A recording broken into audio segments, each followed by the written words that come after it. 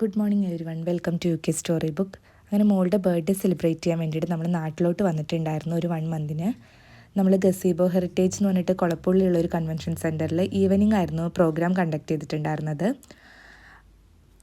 രസതന്ത്ര catering and event മാനേജ്മെൻറ്റിനെയാണ് നമ്മൾ programme ഏൽപ്പിച്ചിട്ടുണ്ടായിരുന്നത്. Contact details വേണമെങ്കിൽ comment ചെയ്താൽ മതി, ഞാൻ ഷെയർ ചെയ്തേക്കാം. പിന്നെ പിങ്ക്, വൈറ്റ്, ഗോൾഡൻ എന്ന് പറഞ്ഞിട്ടുള്ള തീമിലായിരുന്നു നമ്മൾ വോൾ സ്റ്റേജ് അറേഞ്ച് ചെയ്തിട്ടുണ്ടായിരുന്നത്. ഇത് എൻട്രൻസ് ആണ്.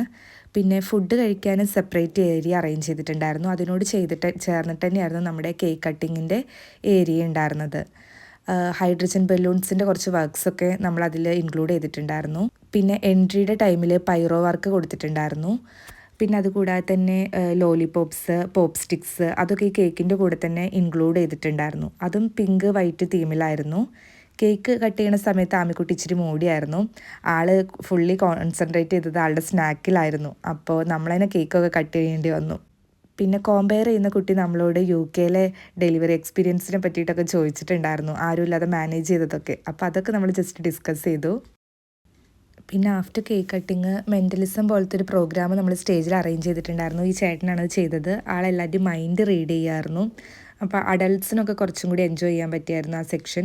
പിന്നെ അതിനുശേഷം ആൾ ഈ ലോങ് ആയിട്ടുള്ള ബലൂൺ ട്യൂബ്സ് വെച്ചിട്ട് ഇങ്ങനെ ഓരോ രൂപങ്ങൾ ഉണ്ടാക്കുമായിരുന്നു. ചെറുതായിട്ടുള്ളതും വലുതായിട്ടുള്ളതും, തോക്ക്, കാറ്, പിന്നെ ഡോൾസ്, ടെഡ്ഡി ബിയേഴ്സ്, ഡോഗ്, അങ്ങനെ കുറേ സംഭവങ്ങൾ ആൾ ഉണ്ടാക്കിയിട്ടുണ്ടായിരുന്നു.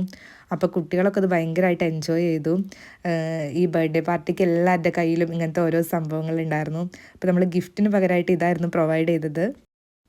ഇച്ചിരി കഴിഞ്ഞപ്പോഴത്തേന് ആമിക്കുട്ടി ആക്റ്റീവായി.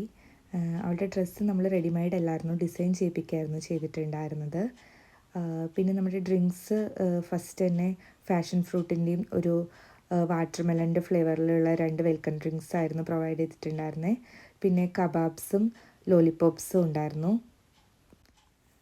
അതിനുശേഷം നമ്മൾ ഫുഡ് കഴിക്കുന്ന സെക്ഷനിലോട്ട് പോയി. ഫുഡിൽ മെയിനായിട്ടുള്ളത് എന്ന് പറഞ്ഞു കഴിഞ്ഞാൽ അവലപ്പം, ബൺ പൊറാട്ട, പിന്നെ ബീഫ് മപ്പാസ്, കുഞ്ഞിക്കോഴി ഫ്രൈ ചെയ്തത്, ഒരു ഗീ റൈസ്, പിന്നെ ഒരു വെജ് കുറുമ, സാലഡ്, പിന്നെ ഡെസേർട്ടായിട്ട് ഇളനീർ പായസവും പിന്നെ ഒരു മിനി ഫലൂദയായിരുന്നു. ഫുഡൊക്കെ കഴിച്ചതിന് ശേഷം നമ്മളെല്ലാവരും കൂടി ഒരു ഫാമിലി സെക്ഷൻ ഫോട്ടോ എടുത്തായിരുന്നു, എല്ലാവരുടെ ഫാമിലിയും കൂടിയിട്ട്. അതിനുശേഷം നമ്മൾ നന്നായിട്ട് പരിപാടിയൊക്കെ വൈൻഡപ്പ് ചെയ്തു. അങ്ങനെ നല്ലൊരു ഡേ ആയിരുന്നു, എല്ലാവരും എൻജോയ് ചെയ്തു.